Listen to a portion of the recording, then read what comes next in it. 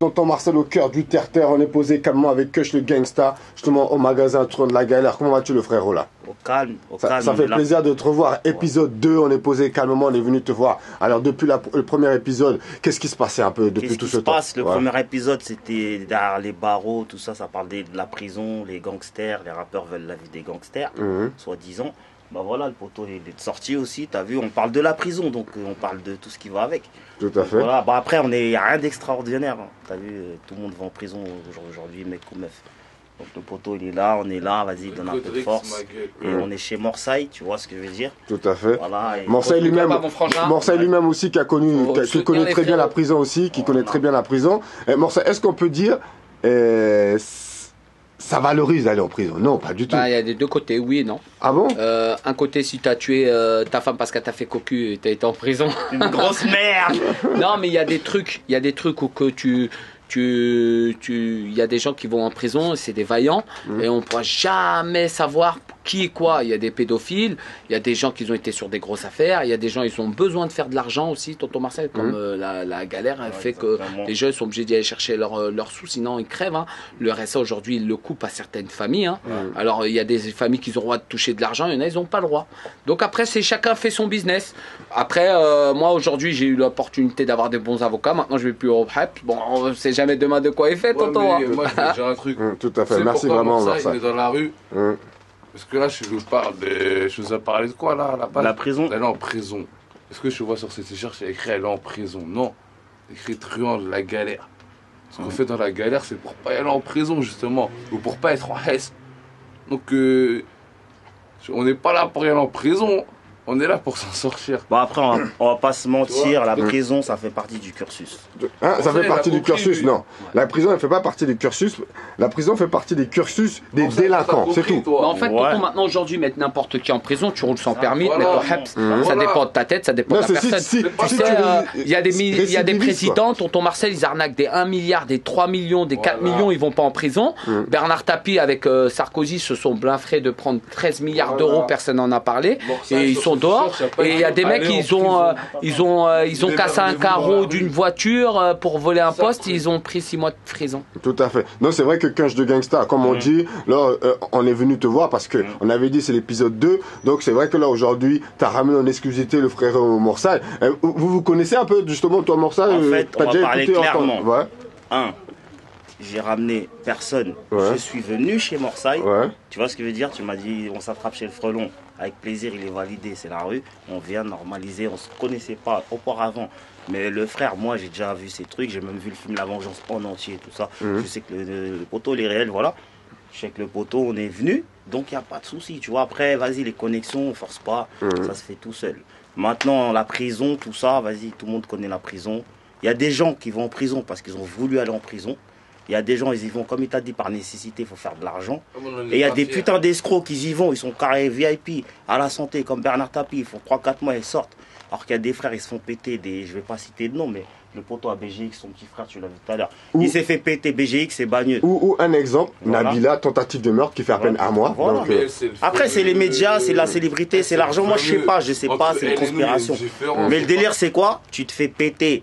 Moi, je connais des potes à Bagneux, tu connais très bien, ils se font péter avec des 1 meug, mon frère, ils prennent des 4 enfermes. Alors, et tu vois, à son âme, malgré que voilà, des Jean-Luc Delarue, ils se font péter avec des 36 grammes, ils ressortent. Paix à son âme, paix à son âme, paix à son âme. Mais c'est pour dire le paradoxe, pas le français. Non, mais c'est vrai. Alors que, c'est vrai que qu'est-ce qu'il faut s'attendre un peu de ta part? Alors, ça y est, là, t'as lancé les hostilités un peu, ça enregistre, ça va clipper, tout ça, tout, quoi, non? J'ai toujours été dans la constance. Même si je me mets pas en avant, même si j'ai eu des freins, j'ai eu du placard, les gens connaissent un peu la story, nanana. Vas-y, moi je prends mon temps, je suis pas un mec patient, c'est pas à mon âge que je suis là, je vais dire je vais percer.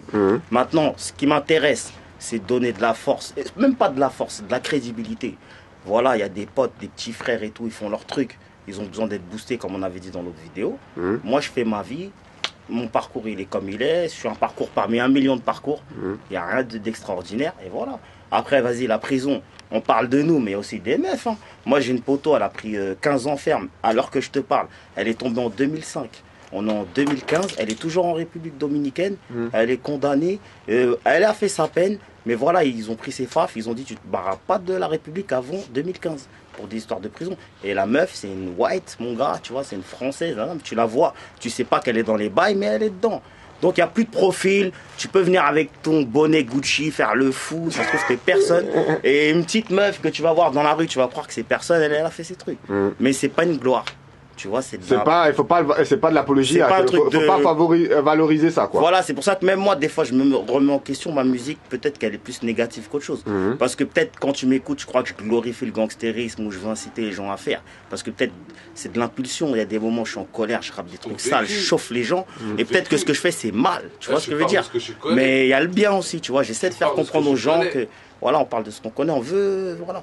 Après, voilà. Mais non, mais c'est vrai que c'est intéressant parce qu'on voit que justement, t'as l'air passionné, que t'es cultivé en plus. Donc, il faut vraiment pas mettre les pieds quasiment en prison.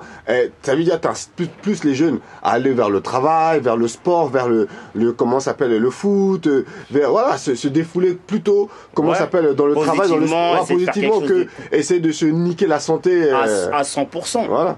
Moi, mais après, est-ce que le travail, l'insertion, tout ça, ça va vers eux? Ben, tu vois ce que lui il fait. En fait, lui il a eu le vécu avant de faire du rap. Ça veut dire le rap qu'il fait, c'est pour justement il parle de ce qu'il connaît. Donc il parle de ce qu'il faut pas faire en gros. Lui ce qu'il te raconte il en est pas faire. Hein. Mais il a pas attendu le rap pour aller, tu vois, faire ses trucs. Mais maintenant, une fois que tu as fait ces conneries là, elles sont derrière toi, ton seul moyen d'expression. Quand t'as fait je sais pas combien dans le placard, plus de 10 ans de placard, tout ça accumulé, à la fin t'es baisé. Tu crois que tu vas aller travailler? Tout à fait. C'est vrai que en France, on essaie de se crédibiliser dans le rap en disant moi j'ai fait de la prison, alors qu'aux États-Unis, la plupart des grands rappeurs n'ont pas fait de la prison et pourtant ils vendent beaucoup de CD. Pourquoi en France ici il faut forcément... Parenthèse, quand tu me parles de grands rappeurs, je parle de qui? Aux États-Unis, la plupart. Jay-Z, par exemple, n'a pas fait la prison. Mais par contre, les gens, ils oublient des choses. C'est un grand rappeur, c'est un connaisseur du rap. Et comment il s'appelle Puff Daddy, il n'a pas fait la prison. C'est pas un rappeur. Mais après, oui, mais pourtant, c'est les mecs qui vendent le plus. C'est des show business. Au State, c'est les mecs comme lui. Lui, il serait au State, il serait mort déjà il y a. Mais après, je vais te dire un truc. Qu'est-ce qui est mieux? C'est de mourir ou d'être en vie? Non, mais après. Et bah, regarde, Tupac, il est mort à quel âge? Et bah, regarde, il a vécu son rap et sa vie à fond. Mais il est parti avant nous, même il est parti à 25 piges qu'il a fait dès qu'il a commencé à 25 piges, lui il n'a pas fait semblant. Il n'a pas dit moi je viens, je fais du cinéma.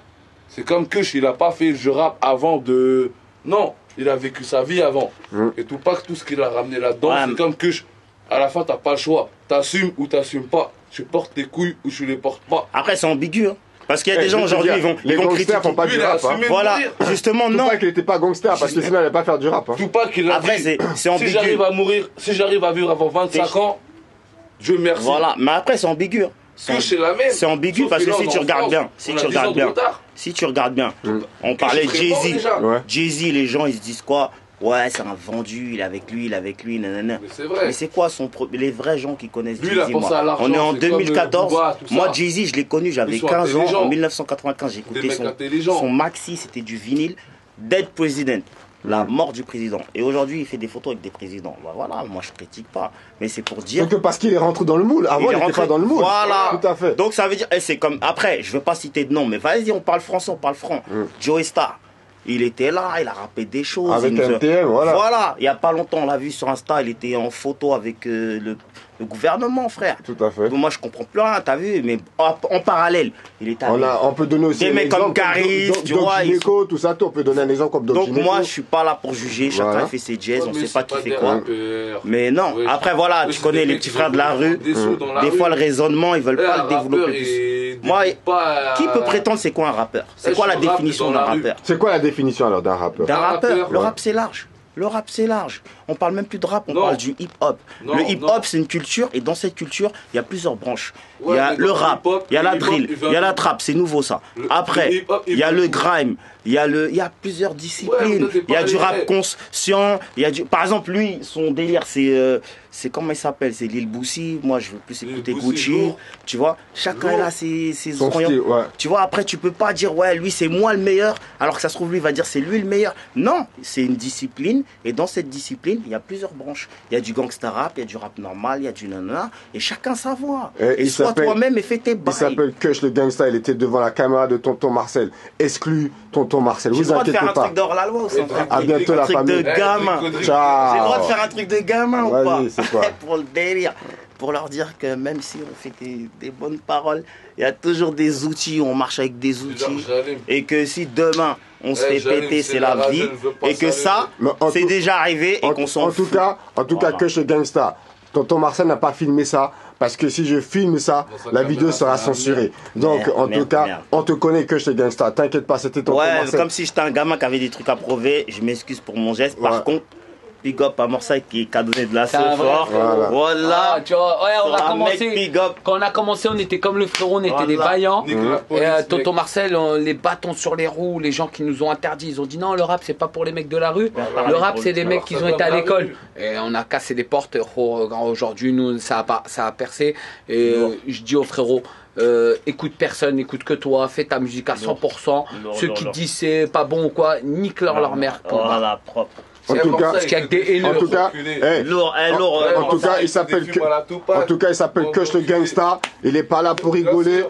En tout cas, voilà. Mais c'est question, Kush le gangsta, tu confirmes toujours que ton studio, tu confirmes qu'il y a des projets qui arrivent. Ouais, là aujourd'hui on est quoi? On est lundi, lundi.